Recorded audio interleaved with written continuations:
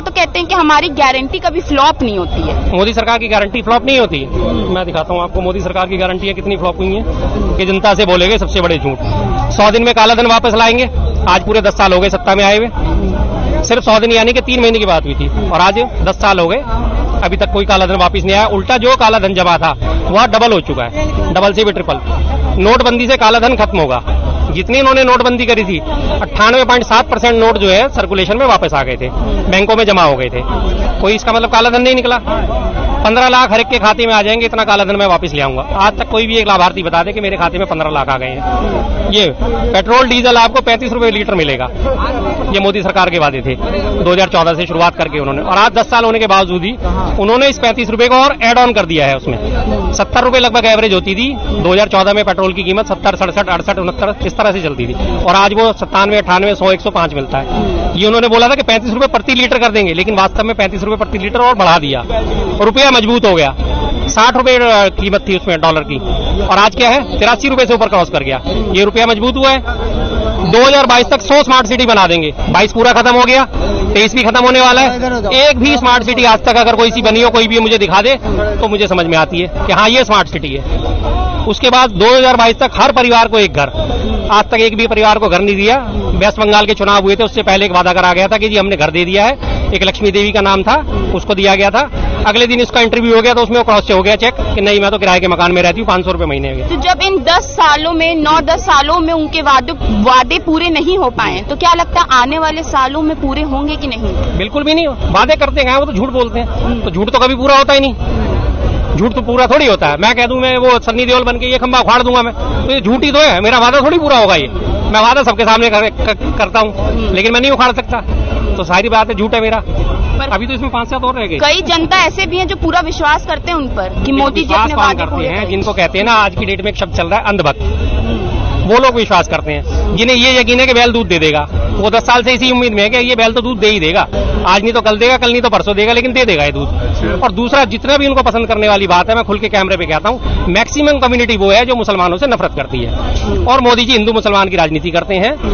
मुसलमानों के खिलाफ वो नफरत को हवा देते हैं, जिसकी वजह से जो कम्युनिटी है वो लगातार मोदी जी को सपोर्ट करती है। चाहे मोदी जी कुछ भी कर दें, चाहे वो काला धन वापस नहीं लाए, कोई बात नहीं। मुसलमान तो टाइट हो रहे हैं, उनकी चूड़ी तो टाइट हो रही है। मैक्सिमम उनकी कैपेसिटी है। एक मूर्ख होते हैं ना, धर्म को राजनीतिक मुद्दा बनाकर पूरा बना रखा है, पूरा बना रखा है। 2014 से क्या है, ये 1990 से शुरू हुई बात हुई थी।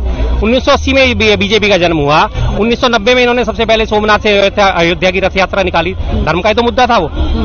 शुरुआत इन्होंने धर्म से करी, आज तक भी धर्म पे चल रहे हैं। राम मंदिर इन्होंने अपने मैनिफेस्टो में शामिल करा, कोर्ट के स्टे फैसले से वो खत्म हो गया मसला।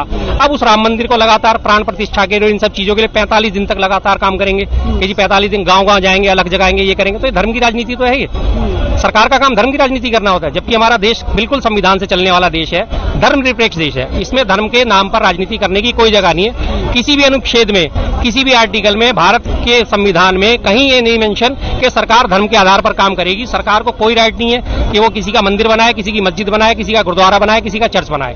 ना उनके वो किसी भी धर्म को मानने की आजादी सबको है। चाहे आज मैं हिंदू हूँ, चाहे मैं कल को मुसलमान बनूं, चाहे मैं क्रिश्चियन बनूं, चाहे मैं सिख बनूं, कुछ भी बनूं, मुझे हर धर्म की आजादी है। ये हमारा मौलिक अधिकार है, धार्मिक आजादी। लेकिन सरकार को ये राइट कहीं भी नहीं है पूरे संविधान में कि वो धर्म के आधार पर भेदभाव करे। राम मंदिर बनाने का क्या मतलब है? प्रधानमंत्री है वो देश के, क्यों जा रहे हैं भाई? राम मंदिर बनाना था, राम मंदिर का ट्रस्ट है, बोर्ड है, जाएं, बात खत्म। लेकिन वो तो उन्होंने तो बहाव करना है, भुनाना है इस मुद्दे को, इस वजह से वो जा रहे हैं। पर कहीं ना कहीं इसका फायदा तो हो ही रहा है ना, क्योंकि इतने राज्यों में उनकी सरकार नहीं हो रहा। फायदा कुछ नहीं। 15 राज्यों में आज की डेट में सरकार है बीजेपी की। 15 में से 9 राज्यों में पूर्ण बहुमत की सरकार है। 6 राज्यों में उन्होंने सपोर्ट दे रखा है, जैसे महाराष्ट्र में सपोर्टिव चल रही है और मणिपुर में सपोर्टिव चल रही है। इस तरह से जहां जहां गोवा में इन्होंने इस बार तो बना ली पूर्ण बहुमत से, इससे पहले 14 MLA खरीदे थे। इस तरह से तो ये इनको बेनिफिट कहीं नहीं मिलने वाला। इनका जो कोर वोटर है बीजेपी का, वो लगभग 40% के आसपास बैठता है। इनका 40% है, 40% ही रहेगा। 40 से 42 नहीं होने वाला। मैं हिंदू हूँ, ब्राह्मण हूँ, लेकिन उसके बावजूद भी राम मंदिर में प्राण प्रतिष्ठा होगी, मुझे बहुत खुशी हो रही है, लेकिन मेरा वोट बीजेपी को नहीं जाएगा। मंदिर मेरे लिए वोट का मुद्दा है ही नहीं। मंदिर आप मेरे लिए 50 और बना दो, मेरा वोट बीजेपी को फिर भी नहीं जाएगा। मुझे देश का भविष्य देना है, संविधान की रक्षा करनी है, मुझे अपने आने वाली पीढ़ी का भविष्य देखना है। तो मेरे जैसी सोच के जो लोग हैं उनके ऊपर कोई असर नहीं पड़ने वाला, लेकिन 40% जो लोग हैं वो गोलबंद हुए पड़े हैं, वो गोलबंद ही रहेंगे। पहले राहुल गांधी ने भारत जोड़ो यात्रा किया था, 3 राज्यों में उनको जीत मिली थी। अब दोबारा ये न्याय यात्रा निकाल रहे हैं, क्या लगता है कि इस बार भी उनको कुछ इसका फल मिलने वाला है? बिल्कुल मिलेगा, 100% मिलेगा। पहले के मुकाबले और अब के मुकाबले आप देखिए, पहले कितना कांग्रेस का वोटर कितना परसेंटेज बढ़ चुका है। अभी पीछे के 3-4 राज्यों के हम चुनाव में अगर देखा जाए तो टोटल वोटिंग हुई थी 4 राज्यों के, मिजोरम को छोड़कर। उसके अलावा जो 4 करोड़ 90 लाख वोट टोटल पड़े थे, जिसमें से कि 4 करोड़ 90 लाख कांग्रेस को मिले, 4 करोड़ 81 लाख बीजेपी को मिले, 9 लाख वोट फालतू ही मिले कांग्रेस को। तो इसी हिसाब से फर्क आएगा, जाहिर बात है। पर भाजपा तो कहती है कि सिर्फ जनता को गुमराह करने के लिए किया जा रहा है यात्रा।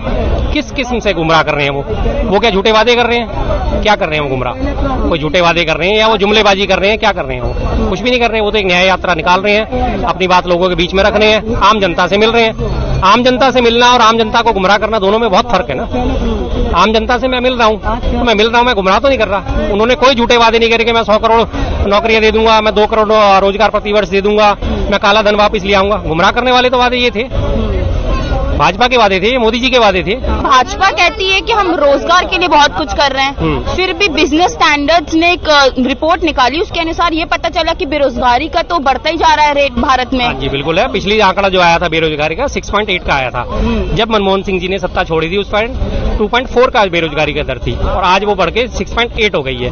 भाजपा कहती है हम 2 करोड़ नौकरी प्रतिवर्ष देंगे, पूरे 2 करोड़ नौकरी मैं कह रहा हूँ पूरे 10 साल इनके शासन को होने जा रहे हैं, लगभग 9.5 साल हो चुके हैं, आज तक वो 2 करोड़ का आंकड़ा नहीं छू पाए हैं। अभी तक इन्होंने करा क्या है, 10, 20, 50 हजार, 51 हजार, 71 हजार के वो रोजगार मेले लगाए हैं, जो एसएससी वैकेंसी लेती है। उन्हीं वैकेंसी को भरने के बाद इनको नियुक्ति पत्र बांट के और पूरे फुल पेज के ऐड दे दिए जाते हैं कि ये हमने नियुक्ति पत्र देने शुरू करे हैं और हमने रोजगार मेला लगाया, जबकि वो ऑलरेडी एस्पायरेंट्स होते हैं जो पहले से पहले एग्जाम दे चुके होते हैं, पास हो चुके होते हैं। उसके बाद इन्होंने नई कोई भी वैकेंसी क्रिएट नहीं करी। पीएसयू में लगभग, जो हमारी पीएसयू हैं उनमें लगभग 3 लाख वैकेंसी ये खत्म कर चुके हैं। केंद्र सरकार में 3 लाख पद खाली पड़े हुए हैं, सेना में 2 लाख पद खाली पड़े हुए हैं, राज्य सरकारों में, तमाम राज्य सरकारों में, बीजेपी शासित राज्य सरकारों में हरियाणा बेरोजगारी में नंबर 1 है, 7.8 पर है। तो कहां से रोजगार आया? झूठ बोलने में इनका कोई सानी नहीं है। इनकी एक चीज सबसे बढ़िया है, बस झूठ, सबसे बड़ा झूठ। मेरा झूठ सबसे मजबूत। झूठ इनसे जितना मर्जी बुलवा लो, आप जितना मर्जी बुलवा लो, थोक के बोलेंगे, दबा के बोलेंगे, और उसके बाद उस झूठ को सही साबित करने के लिए इनका जो पालतू मीडिया है, टीवी मीडिया, वो लग जाता है। कर्जा बढ़ता जा रहा है, पर ये बोलते हैं कि हम इकोनॉमी में 5वें नंबर पर हैं। इकोनॉमी में 5वें नंबर पे होना वो अच्छी बात है, लेकिन कर्जे से तो नहीं होना चाहिए। मनमोहन सिंह जी ने जो कर्जा छोड़ा था पिछले 67 सालों की शासन में, और पुराने प्रधानमंत्रियों को सबको मिला के मात्र 56 लाख करोड़ का कर्जा था, जो आज बढ़ के अभी ताजी रिपोर्ट जो आई है IMF की, उसने बताया कि 205 लाख करोड़ हो चुका है। यानी कि पिछले 10 सालों में 300 गुना, 50 करोड़ से सीधा 205 करोड़ हो गया, 205 लाख करोड़, जो हमारी जीडीपी का लगभग 80% पहुंच चुका है। तो अगर इस तरह से अगर आप जीडीपी बढ़ाएंगे तो क्या जीडीपी बढ़ाई? मैं अपना काम धंधा कर नहीं रहा, कर्जा ले लेके मैं अपने आप को दिखाए जा रहा हूँ, ITR फाइल करे जा रहा हूँ, हाँ जी मैं तो बहुत अमीर आदमी हूँ, बहुत अमीर आदमी। कल को ये कर्जा चुकाएगा कौन? मैं ही तो चुकाऊंगा, आप चुकाओगे, ये चुकाएगा। और चुकाने का रास्ता क्या होगा? जब सरकार के पास पैसा नहीं होगा, वो पेट्रोल के रेट बढ़ाएगी, डीजल के रेट बढ़ाएगी, और चीजों के, जरूरी चीजों के, जो सरकार के अंडर में सारी चीजें आती हैं, कंट्रोल होती हैं, उन सब चीजों के रेट बढ़ा के उनसे उन्होंने जनता को चूसना है। महंगाई तो बढ़ती जा रही, फिर भी जनता क्यों उनको ही सपोर्ट, अभी भी उनको ही सपोर्ट मिल रहा है, वोट उनको ही मिल रहा है? क्या जनता को दिखाई नहीं दे रहा है कि क्या है? जनता को सब दिखाई दे रहा है, और जनता वोट भी खूब खुल के डाल रही है। इस मुद्दे को आप थोड़ा सा मुझसे लेट मिली है, मैंने 15-20 दिन पहले इस बात को उठाया था। अब की जो इनकी जीत है वो टोटल EVM बेस्ड है। जो इतना सीना ठोक के कहते हैं कि हम इतनी सीटें जीतेंगे, वो इनका है कि मध्य प्रदेश में चुनाव हो रहा था, तो एक वहां का कैंडिडेट था, उसने बोला कि मैं 93,000 वोटों से जीतूंगा, और वो 93,000 वोटों से ही जीता। इलेक्शन भी नहीं हुए थे, पोलिंग भी नहीं थी, उससे पहले ही ये हालत थी। छत्तीसगढ़ के आंकड़े लगातार इन्होंने वोटिंग के परसेंटेज बदले। पहले 20 तारीख को जो आया था इनका, 20 नवंबर को स्टेटमेंट आई इलेक्शन कमीशन की के वोटिंग टोटल हुई है 66%, 21 को आगे के नहीं 74% हुई है, और 27 तारीख को स्टेटमेंट आया कि 76% वोटिंग हुई है, 10% के लगभग का वोटिंग का जंप हुआ था। ये सारा ईवीएम का खेल है, जिसपे काफी सारी पार्टियां लगी हुई हैं। बहुत लोगों ने मुद्दा उठा रखा है ईवीएम का। अगर ईवीएम बैन नहीं होती तो इनके दावे सही साबित हो जाएंगे।